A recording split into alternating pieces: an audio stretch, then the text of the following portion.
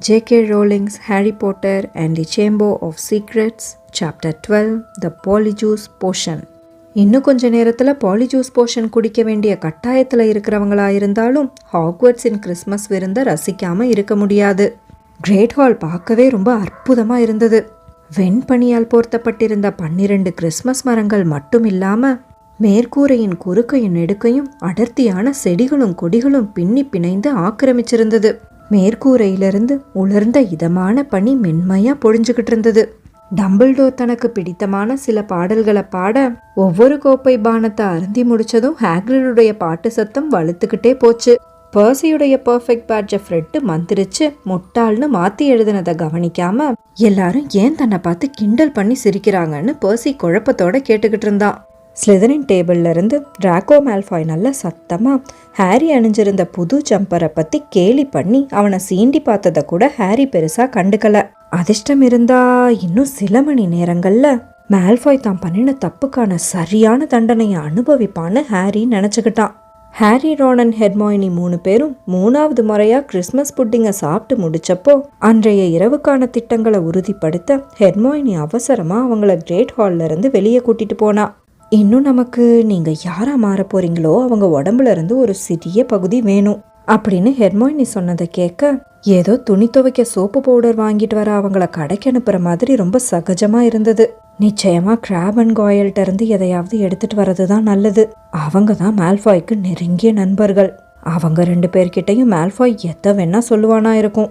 அதே சமயம் நாம மால்ஃபாய் கிட்ட விசாரிச்சுக்கிட்டு இருக்கப்போ உண்மையான கிராபும் காயலும் உள்ள நுழைஞ்சிடாம பாத்துக்கணும். ஆனா இதெல்லாம் பத்தி நான் ஏற்கனவே திட்டமிட்டுட்டேன். ஹாரி மற்றும் ரானுடைய திகச்சு போன முகத்தெல்லாம் சுத்தமா பொருட்படுத்தாம ஹெர்மாயினி நிதானமா பேச்ச தொடர்ந்தா. 2 உருண்டையான சாக்லேட் கேக்குகளை உயர்த்தி காமிச்சபடியே இதுல ஒரு சாதாரணமான தூக்க மருந்தை தான் தடவி வச்சிருக்கேன். நீங்க 2 பேரும் பண்ண வேண்டியது என்னன்னா கிராப் மற்றும் காயல் கண்ணில் படுற மாதிரி இதை எங்கேயாவது வைக்கிறது தான். அவங்க 2 பேரும் எவ்வளோ பேராசை பிடிச்சவங்கன்னு உங்களுக்கே நல்லா தெரியும். பார்த்ததும் நிச்சயம் சாப்பிட்ருவாங்க. 2 பேரும் தூங்குனதும் அவங்க தலைமுடியிலிருந்து கொஞ்சமா எடுத்துக்கிட்டு துடைப்பம் வைக்கிற அறையில அவங்கள மறைச்சு வச்சிடுங்க. ஹாரியும் ரானும் நம்ப முடியாதபடி ஒருத்தங்க திரும்பி பார்த்துக்கிட்டாங்க. ஹெர்மாயினி, எனக்கு இது சரியா வரும்னு, ஒருவேளை ஏதாவது விபரீதமா ஆயிடுச்சுன்னா. ஆனா ஹெர்மாயினியோட கண்கள்ல ப்ரொஃபசர் மெகோனகல் கண்கள்ல எப்பயாவது மின்னிட்டு போற மாதிரியான ஒரு வைராக்கியமான ஒளி மின்னுச்சு.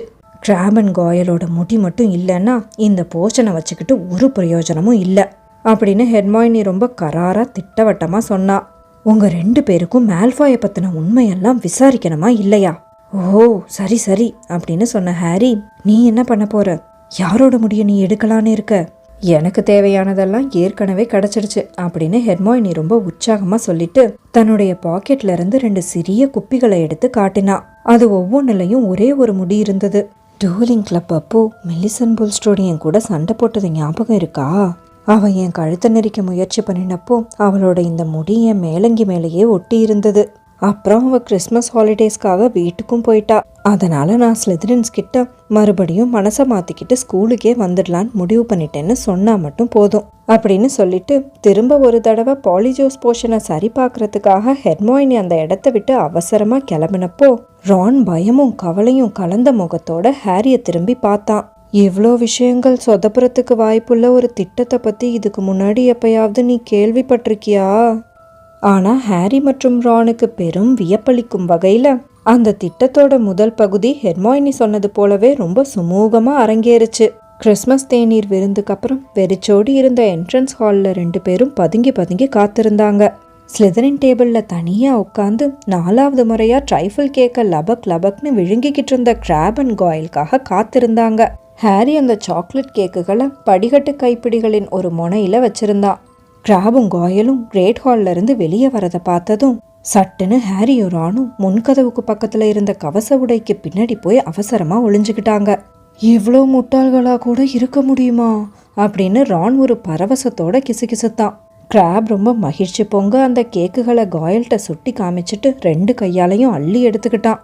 அசட்டுத்தனமா சிரிச்சபடியே முழு கேக்கையும் அவங்களோட பெரிய வாய்க்குள்ள அப்படியே திணிச்சுக்கிட்டாங்க. ஒரு கணம் பேராசையோட மென்னு தின்ன 2 பேர் முகத்திலையும் ஒரு வெற்றி களிப்பு முகமெங்கும் படர்ந்தது. அடுத்த நொடியே முகபாவனையில ஒரு சிறு மாற்றம் கூட இல்லாம அப்படியே மயங்கி தரையில மல்லாந்து விழுந்தாங்க.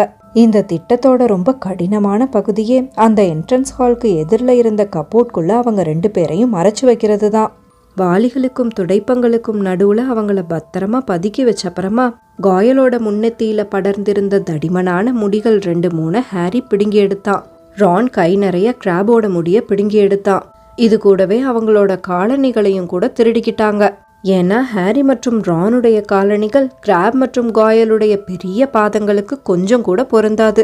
அப்புறமா அவங்க செஞ்சு முடிச்ச காரியத்தை பத்தி வியந்தபடியே மோர்னிங் மெட்டல் பாத்ரூமை நோக்கி வேகமா ஓடினாங்க. கால்டனை கிண்டி விட்டுக்கிட்டு இருந்த ஹெர்மாயினி இருந்த சிற்றறையிலிருந்து வெளிவந்த அடர்த்தியான கரும்புகை அவங்க கண்ணையே மறைச்சிடுச்சு. அவங்க அணிஞ்சிருந்த மேலங்கியால முகத்தை மூடினபடியே ஹாரியும் ரானும் மெதுவா போய் கதவை தட்டினாங்க. ஹெர்மாயினி அப்படின்னு மெல்லமா கூப்பிட்டதும் கதவுடைய தாழ்பால் திறக்கும் சத்தம் கேட்டது. வியர்வையில பளபளத்த அவளுடைய முகத்துல பதட்டமும் இருந்தது. அவளுக்கு பின்னாடி அடர்த்தியான அந்த போர்ஷன் தட தடன்னு கொதிச்சுக்கிட்டு இருந்த சத்தம் கேட்டது. 3 கண்ணாடி குவளைகள் ஏற்கனவே கழிப்பறை இருக்கை மேல தயாரா வைக்கப்பட்டிருந்தது.